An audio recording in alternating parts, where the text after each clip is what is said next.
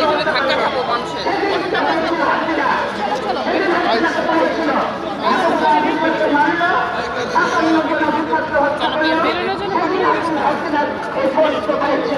গোলামি করবেন, দালালি করবেন, এই গোলামি তো রাখবে না।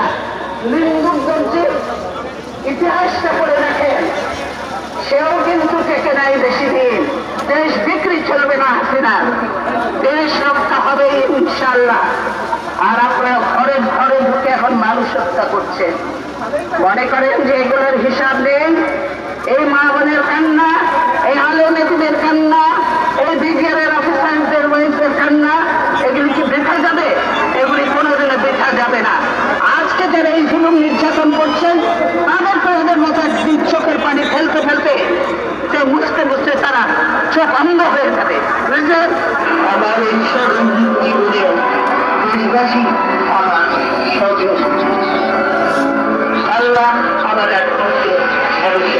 আমি যেমন থাকি, যেখানেই থাকি, যতক্ষণ বেঁচে থাকবো দেশবাসীকে ছেড়ে যাবো না। প্রিয় দেশবাসী, তুমি আমার আবেদন, আমাকে আপনাদের থেকে বিচ্ছিন্ন করার চেষ্টা হলেও বিশ্বাস করবেন আমি আপনাদের সঙ্গেই আছি।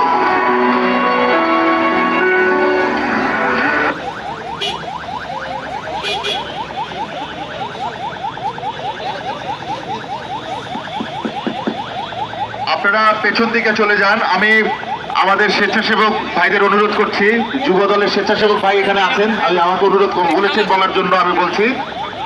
স্বেচ্ছাসেবক দলের সভাপতি সাধারণ সম্পাদক ভাইকে আমি বিনীত অনুরোধ করছি, আপনারা দয়া করে সবাইকে সহযোগিতা করেন।